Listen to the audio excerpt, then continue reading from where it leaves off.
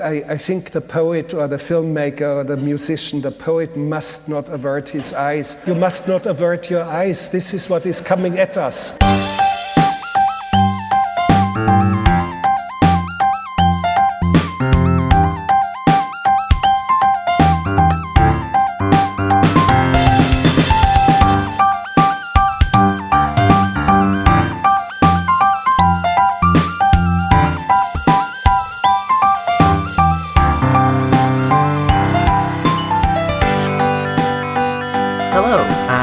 To One Good Thing, the podcast that attempts to find the shimmering bat signal in the dark, broody Gotham sky.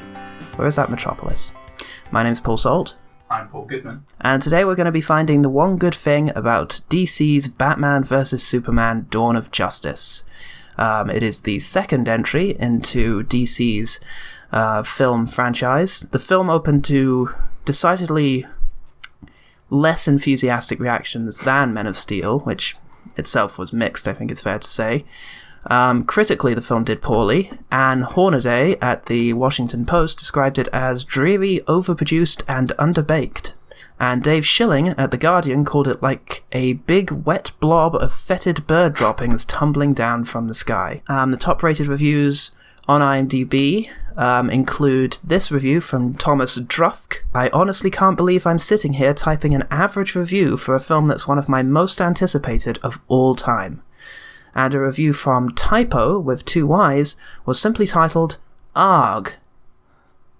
So, we both saw the film in cinemas when it came out in February, I think? Around then. And we've just sat down and watched the Ultimate edition of the film, which comes in at a whopping 3 hours. So, what are some good things about Batman vs. Superman Dawn of Justice?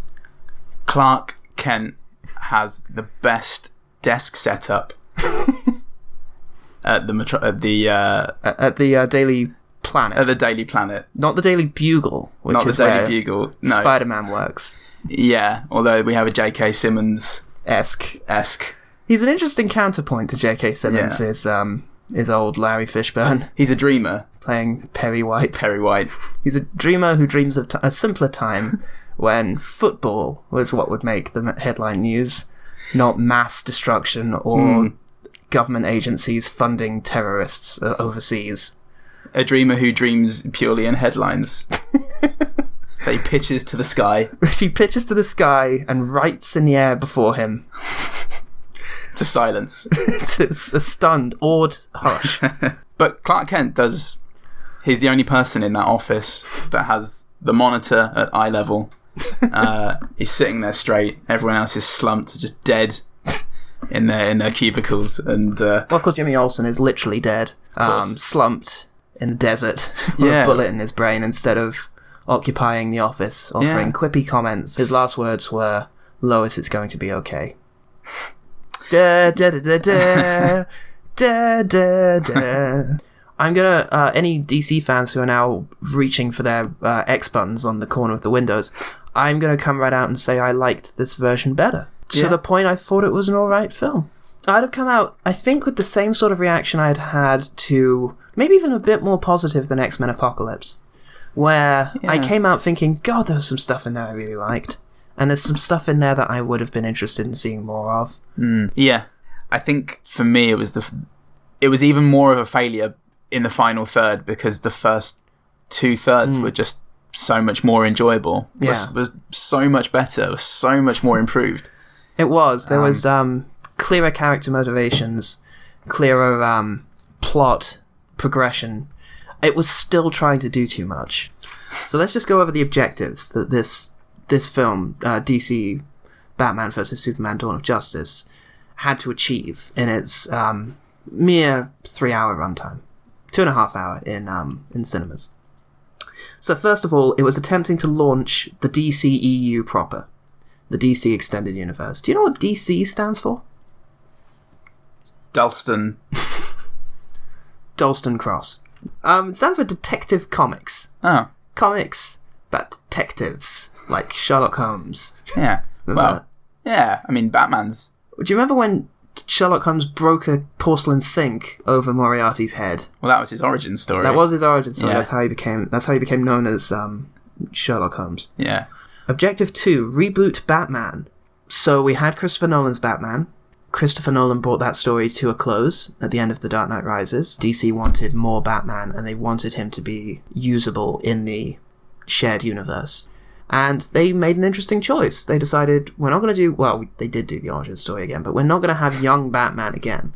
We're going to have an older, harsher, bulkier Batman who's been doing this for 20 years. A real chunky Batman. A real chunky Batman. Like a full-size Batman. And right down to his mascot on his chest and on the bat signal. It's like this really fat blob that just about resembles a bat, which I like, actually.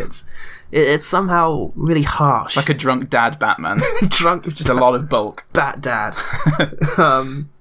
So they wanted a new Batman to go forward with, and Lego Batman isn't going to work. So in the DCEU, it might. Who knows? Maybe we can get Lego Batman. The third objective is a story about Superman doubting himself. He's trying to rescue people. He's trying to do the right thing by the standards his father set him. He's now realizing that things are more complicated than that. He can't just save people in a heroic way without there being collateral damage, without him being accused of not doing enough or doing too much, without people getting scared of what he can do. There's a lot to think about for Superman there, so he's got to mull it over and come to some sort of resolution that will allow him to continue to be Superman without becoming the villain. Fourth objective, introduce Wonder Woman. And maybe a slight romance between her and Bruce Wayne, maybe? Yeah, I was thinking about that, and I was puzzling as to how they'd get around her superhuman strength. Yeah, yes, that'll be... general godliness. No one worries about that, though, when a male superhero picks up with a... They just go for it, son. Go on, Superman. Yeah. Oh, show her.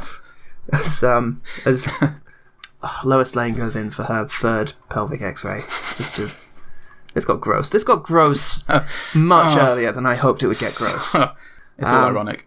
It is. Yeah. It is, guys. We're actually great. Not awful men. Neither of us are men.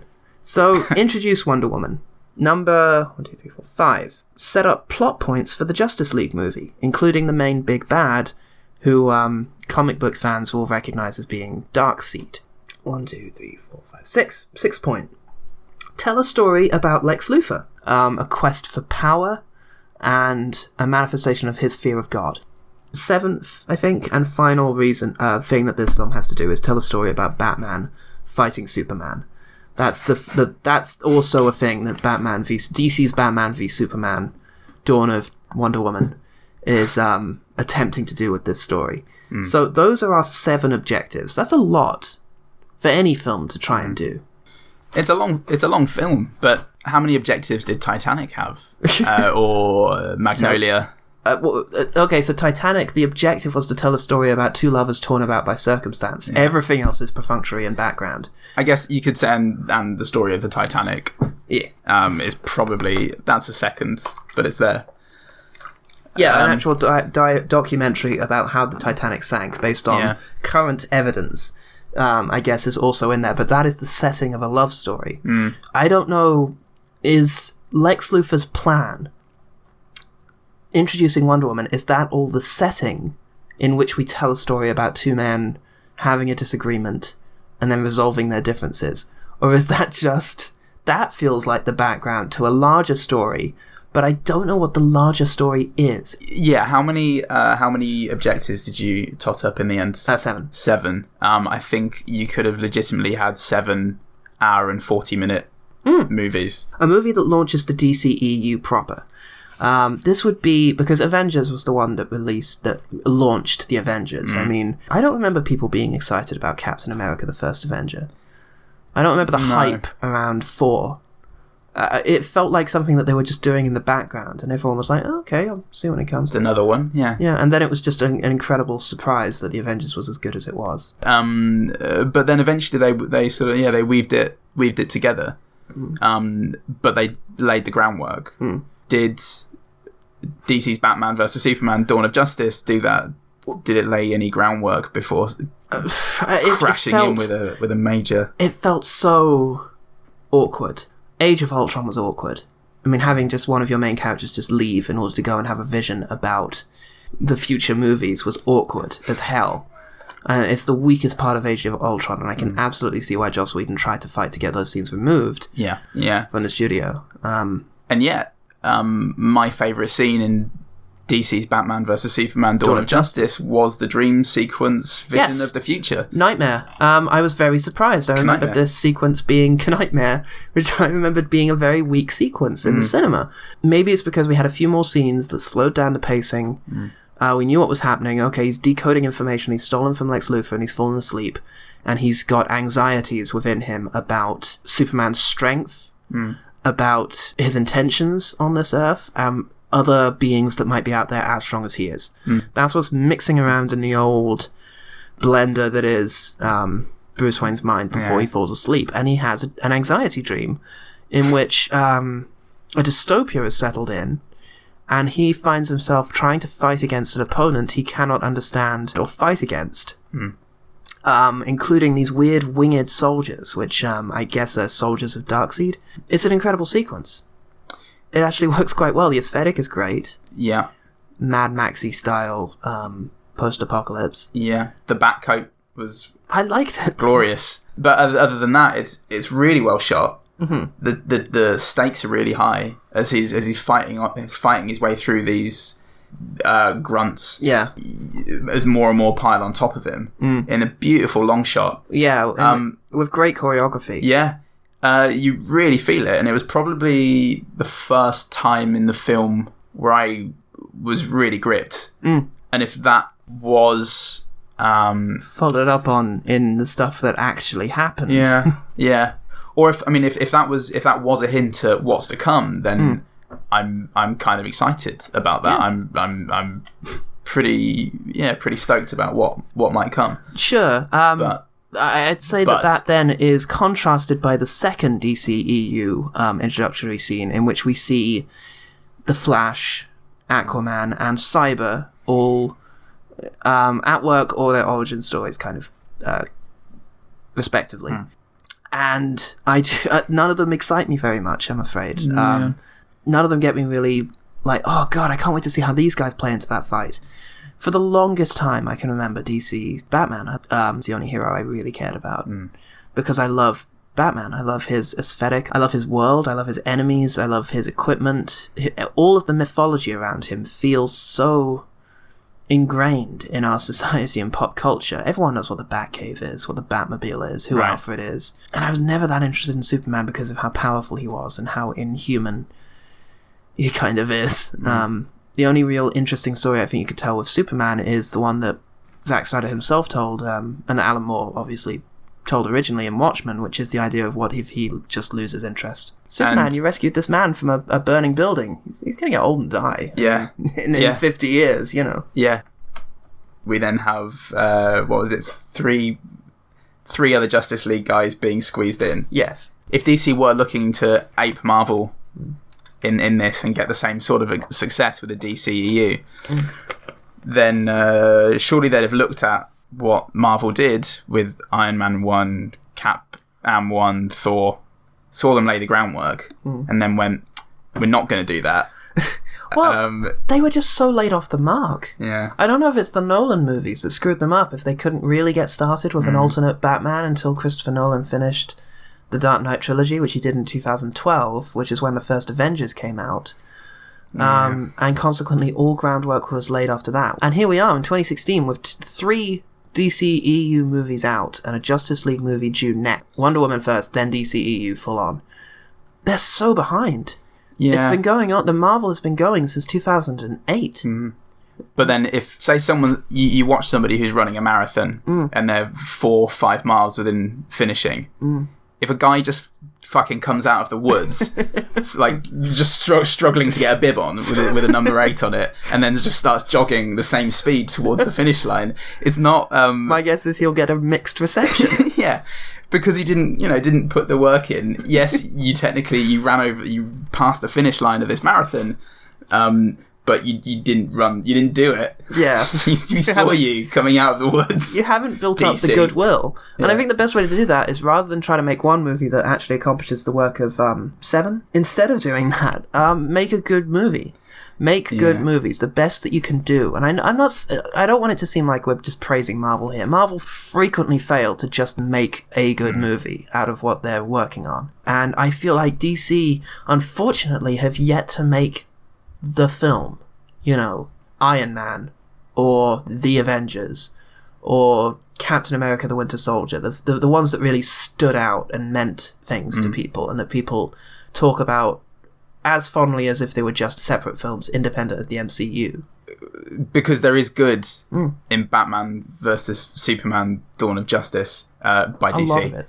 And if some of that good would have gone into releasing a few two films this year, a couple of films next year, a Batman film, a Flash film, whatever, we'd have gotten to know these characters rather than seeing them in these vignettes, these CCTV vignettes, and we would have then wondered what it would have been like for the whole team to get together and to face off against, you know, something greater than all the villains that they've had to face as individuals.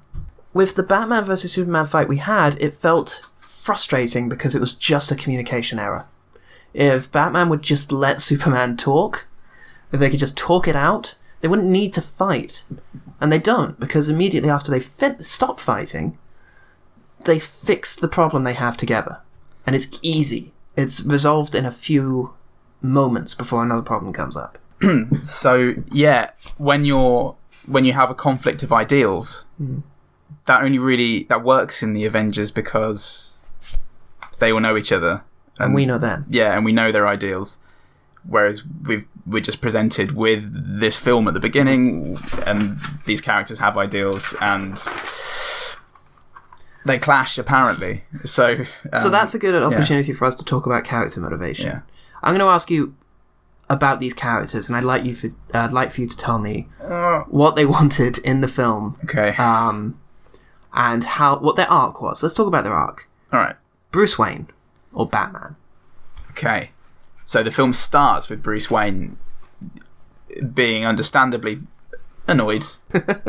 And Metropolis has been destroyed by Superman and Zod throwing each other around. Clarified. Destroyed. Yeah. Just completely annihilated. A city has been razed. He has a whole building full of employees who die. So there's that. And he sees Superman flying through the air with Zod. He realises that Superman is an unchecked force that poses a real threat to the world. And what was the next bit of the question? What happens then throughout the movie? Oh, he dedicates himself to convinced that Superman needs to be eradicated, basically, or needs to be stopped at any rate. Yeah.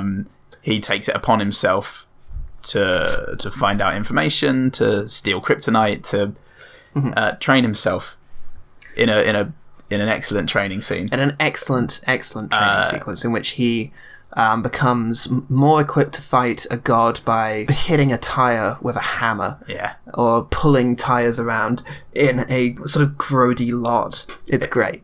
Inciting incidents. He has a nightmare. He has a knightmare. And as a result decides to steal some kryptonite. Then, having failed to do that, he just goes home. Yeah. Then Congress is blown up. Yes. We see news commentary explaining why people are not happy about Congress blowing up. Because there is a sequence in the extended version in which Superman is seen rescuing people from the wreckage, and no one tries to arrest him or burn him or anything. Later on, it's explained that people don't think he did it. In the cinema, I was absolutely convinced that people thought Superman blew up Congress. Later we see news reports that suggest actually what's happening is people are asking how come Superman didn't stop it. But Batman doesn't seem to have seen any of this. We don't see a scene of him watching the news and that discussion being had. No. So are we to believe that that's the conclusion he came to as well? That Batman's worried that Superman didn't stop the explosion? But that kind of goes against... It's murky. It is murky. It's very murky. Maybe he's freaked out because he just thinks Superman's existence invites destruction. People will try to take out Superman, and that's going to cause, like the Vision says in Civil War. Yeah. More than anything, it's just the clearest thing is that Batman is driven. Yeah. He's very driven. And to kill Superman. And the reasons are not... Okay. So. But then he fights Superman. Yeah. And he's got what he wants. He's beaten Superman and is about to murder him. What happens? Superman tells Batman that he has to save Martha. Yes. Save Martha! Yeah. Is what he says. Very cryptically just starts talking about Martha. Yeah. Which obviously stumps Bats. Because that's his mum's name. Yeah. As we learned in the opening sequence. Mm-hmm. So he starts in, how do you know that name? Martha! How do you know that name? Save Martha!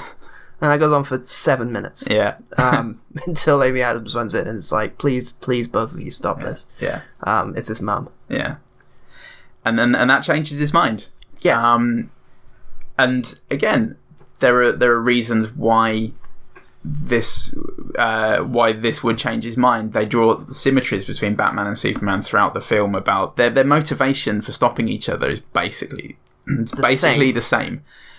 And that there are moments throughout where there are comparisons drawn and you see that they are very similar people, just one of them's a god. Yeah. They both have father issue. There's a quick juxtaposition of Superman imagining a conversation with his father. Father scenes, yeah. And Batman talking about his father. Yeah. Which is quite a nice little parallel. Yeah. Both the mothers are named Martha, and you can see why that would finally get through to him. You made the point earlier about all of the people Batman has killed.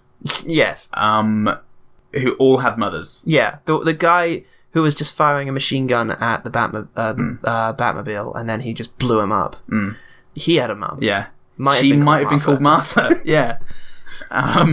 It's only the ones who's named Martha that he gives a shit about. Yeah. And in the extended edition, we actually get a scene in which one of Batman's victims, wife, shows up at the police station. An edition I liked quite a bit because it shows Clark Kent in Clark Kent mode. He's a reporter. He's in Gotham. He's at the police department, which is a building.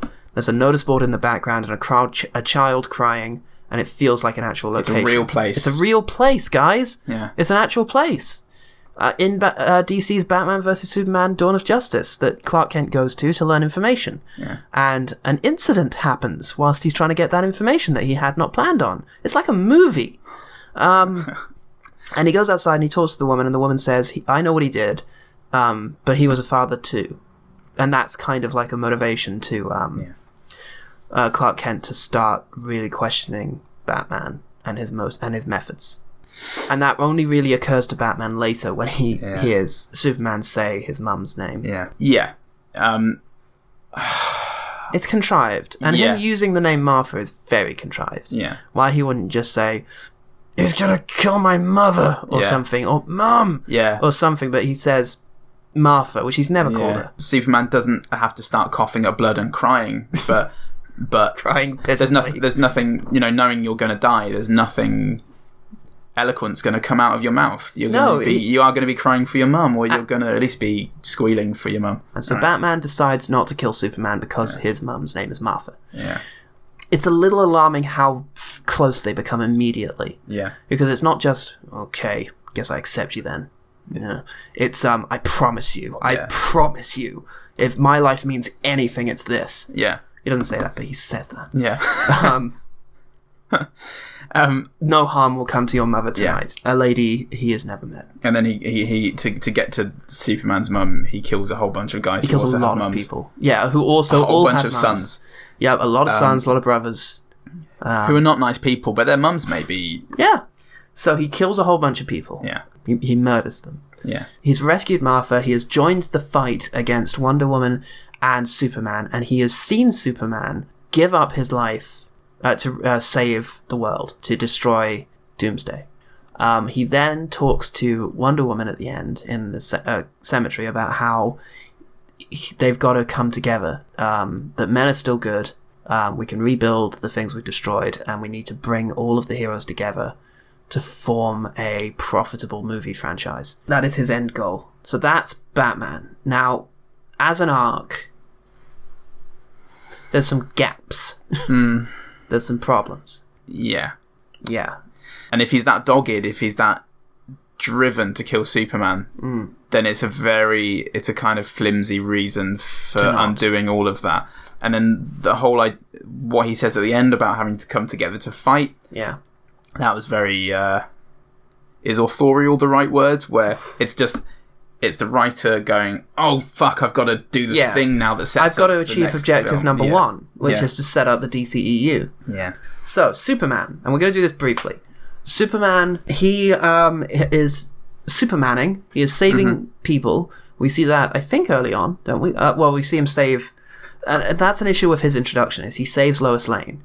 And it's our first time seeing Superman. It's like, hey, the Man of Steel. Yeah. And he saves her in such a way that he absolutely pulverizes a human being to do it.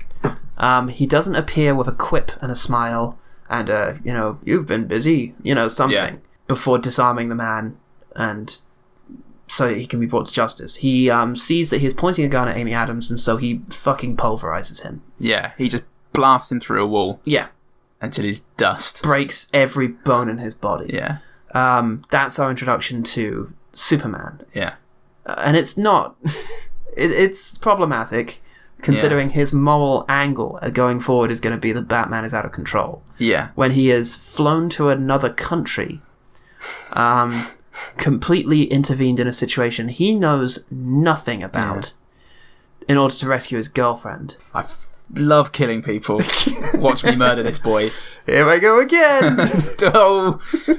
And it's what I was saying this earlier when we were watching the film.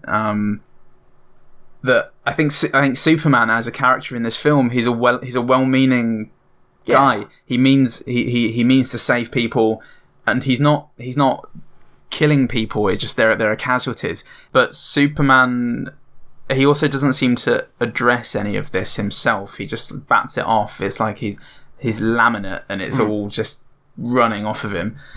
But because he's not addressing it, it might just be me wanting to believe something better. But I don't think it's because Superman is intentionally portrayed as a careless, unaccountable person. I kind of feel like it was bad filmmaking. Yeah.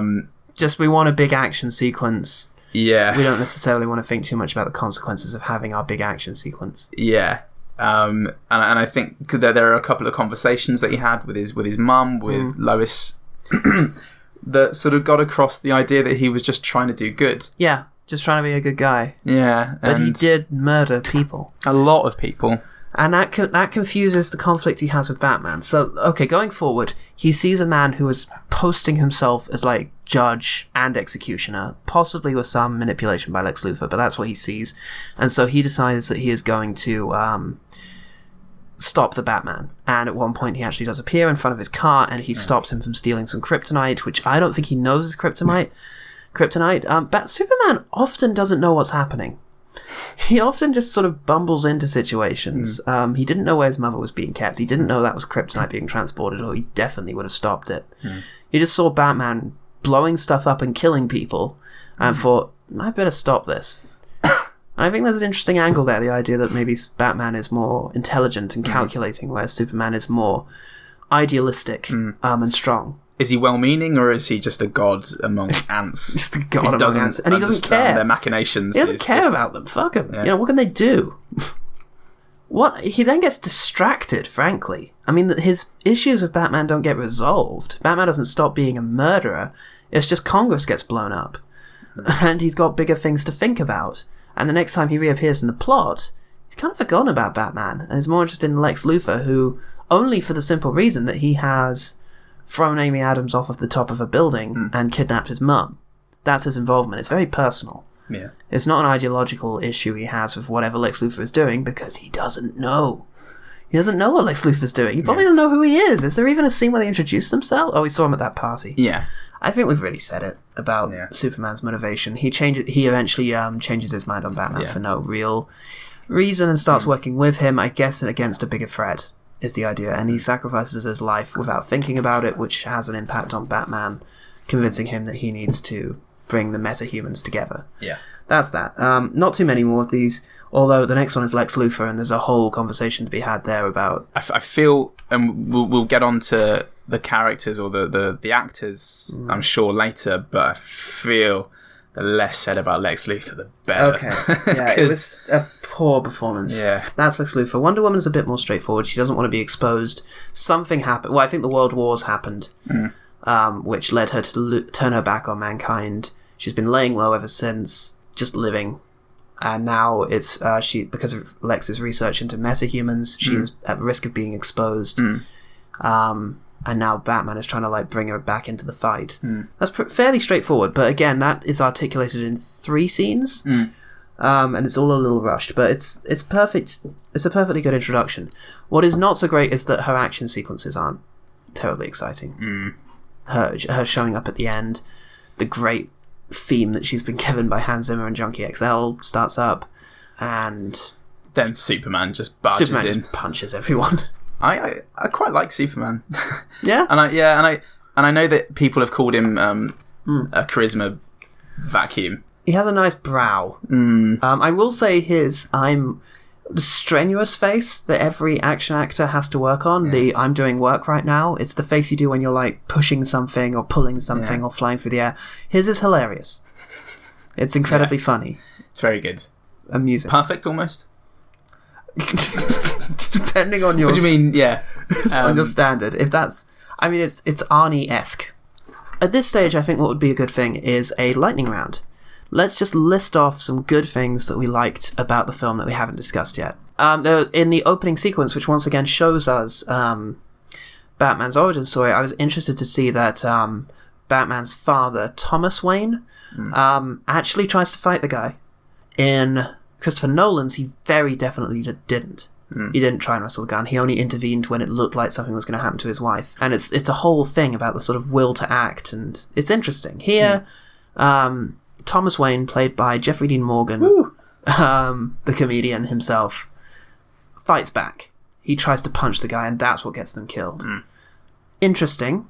It made me think about how this plays into the theme of everything, or whether or not it's just a Zack Snyder. Oh, we can't have his dad being a pussy. Can't have that. He fights. He's a man. He punches. And gets shot as a result. Or is there something deeper going on? He tried to act, and it got both of them killed. How does that impact on young Bruce Wayne? But it didn't really pay off. But I like that detail. Yeah, no, I'm with you on that. There were some really nice moments that were very subtly played. The moment where Clark Kent realizes that Bruce Wayne is Batman is when Bruce Wayne is walking off. He has a radio. Yeah, a radio, like an earpiece, talking to Alfred. Superman being Superman hears this. You can hear the guy on the mic, tiny, it's minute sound. And all of that is delivered, this realisation in this single backwards glance. And it's very cool. And it plays into something I've always enjoyed about Superman films, which is a subtle use of Clark Kent's powers. And it's a lot more satisfying than red laser eyes. Red laser eyes burning everything. Yeah. There are reminders all throughout that Zack Snyder is a good director. Yeah. And can produce really good stuff. In the opening sequence, in which Metropolis is destroyed, and there's just nonsense going on screen. It's just visual, blurry nonsense going on. I really like the fact that when Bruce arrives at Wayne Tower, he demonstrates genuine heroism. He draws attention to a man who is trapped under a beam and gets him medical attention. He lifts the beam using his physical strength. He rescues a little girl and then stays with her, hoping to find out where she needs to go. He's a hero. Yeah. He's the Batman in a way that he isn't often in the rest of the film. It's just nice seeing heroes doing simple, relatable acts, brave acts. It means a lot. I have a really big, good one. I don't know if you have another one that you want to go ahead. Share for symmetry. The actors. Sure. There are some really fucking good actors in this. With exceptions. But for the most part, the big names don't disappoint. No. And it's only big names. You've got Henry Cavill himself, who is, as we say, he's a perfectly fine Superman. I just would like... I know he can do, is the thing. I know he can do the Captain America style, I don't really appreciate being followed. I think that's a line he has at the end of Man of Steel, where he's putting on his Superman persona that he has. We've got Amy Adams, who, I mean, unless you haven't been to the cinema once in the last year, everyone knows by now that Amy Adams is just incredible. And then who else? Well, Ben Affleck, obviously. Sure. For me, Ben Affleck as Bruce Wayne is great. I think he's brilliant. Ben Affleck as Batman, and it was like I was saying earlier. I think his helmet, his mask, really. He has a very large mouth area. Yeah. It's very built up. He has big cheeks. He has big jaw. He has a little dimple chin sticking out. It's very large around his mouth. But his eyes, and I've never noticed this about Ben Affleck before, he has quite small, beady eyes. So when you put a suit on that isolates these areas, and you have little eyes and a big mouth, he looks like a cartoon, and not in a great way. His eyes sort of shift around a lot and look... But he's fine as Batman. He's a great Bruce Wayne. Jeremy Irons was great. Yep, Jeremy Irons was really a solid Alfred. Holly Hunter was great. Yep. Anyone else? Again, less said about Lex Luthor. Well, okay, let's talk about Gal Gadot. Gal Gadot. Oh, yeah. I think is how you pronounce her name. She... How interested are you in seeing her lead a film? Very interested, yeah. I'd like to see what they could do with it. Sure. I'm always... I don't know if it's an origin story. I think the trailer footage released had her in the war. Okay. Well, that could be a Captain America style. Yeah, I mean, the first Captain America is one of my favourite MCU films. Yeah. I would like to see DC do something that doesn't have a huge CGI monster. Yes. Which Marvel do as well. Yeah. Marvel do as well. And they're the worst perpetrators of this. I don't know about massive CGI monsters, but they tend to have massive things crashing into other things. Yeah. Kevin Costner was in the movie for one scene. And I didn't hate him. Yeah. I wasn't bored immediately. Yeah. It worked, and he had a different accent and everything. He was a character. He was a character in a film. Yeah. Like no, that's the first time. Yeah. Okay, so my favourite scene in the film. Nightmare sequence was the best and smoothest choreographed fight sequence in the film. My favourite superhero moment that made me think, oh wow, superheroes, was also the product of frustration, because it's an instance in which Lois Lane needs saving again, which has always been a staple of Superman since the 30s, since 1938, when he could stand for something. Yeah. Without being laughed at. Without being laughed at. Idiot. Without being completely irrelevant when compared to a football game. Lois Lane has always needed saving. Yeah. And it's frustrating that continues on in 2016, in which Lois needs to be saved, I believe, 3 times in the film. But the second one of those, in which she needs to be saved from the building, was beautiful. She's falling, we get a close-up on her face, there's light flashing past her and mist, and there's a real sense of momentum, and then on one of the flashes of light, suddenly Henry Cavill's face is there with her, facing her. They slow down together, and the dramatic scary music stops, and they glide gracefully down to the street, and the camera pans with them, that it pans past, and we see them fly down to it, and it doesn't look superimposed. It looks fine. It looks like Superman plucked Lois Lane from the sky and delivered her safely, and there's a great calm to it amongst the chaos, and it's great. And that's the Superman we know and love and want to see more of. And that's the Superman you want to come and save you if something happens to you. And that's the power fantasy that's going on here. It's the Superman you want to be. It's the Superman you want to exist. Yeah. And it's that one scene. Yeah. So, the last thing I'd like to talk about before we round off is the music by Hans Zimmer and Junkie XL. Hans Zimmer has now declared this will be his last soundtrack on a superhero film. Junkie XL, meanwhile, did the music to Mad Max Fury Road. Them working together, obviously the hype is huge because those are 2 giants of the movie soundtrack writing business, and they did not disappoint. They wrote a great soundtrack to the film. it does so much. It does a lot of the heavy lifting. There's a lot of scenes where the reason I'm feeling something, I realize, is because of the music. Well, when I think of Hans Zimmer, unfortunately it's mostly the Batman films and Inception. Oh, Inception. Time is probably one of my favourites, like pieces of original film music. Yeah. Out there. It's helped by the fact that Inception itself is great. And that there's a real emotion coming through into that moment. But what Hans Zimmer does really well is draw out the emotion of a scene, what's meant to be happening. He is able to encapsulate it perfectly. Yeah. And there are similar moments in this. The Wonder Woman's theme was just superb. The final piece, when the camera focuses on the coffin, and at the very last second, the spoilers, Earth starts to rise from the casket, which is a very subtle. I'm not surprised, because I still think Zack Snyder at heart is a good man. He's a good man. He's good skills. Lost. But I can't think of another person I want to score a film like that, unless Zack Snyder worked with his old, whoever it was, Tyler Bates, whoever it was, He used to score sort of 300 and Watchmen. Yeah, and, if he went back to just using unoriginal music, which he definitely did in Watchmen. Very unoriginal music, but just expertly cut, very well used. If not that, then Hans Zimmer, and the fact that he's not going to do another one of these movies is the comic book world's loss, and our loss, I think. Because it was a really, really good thing about DC's Batman vs Superman: Dawn of Justice. I will also say though, the theatrical cut was a mess. It really was. I highly recommend catching the extended version and putting the time in to really see that story told large. The greatest tragedy of Batman vs Superman: Dawn of Justice is that it tried to do too much. But I've always had a soft spot for movies that try to do too much. Their reach exceeded their grasp.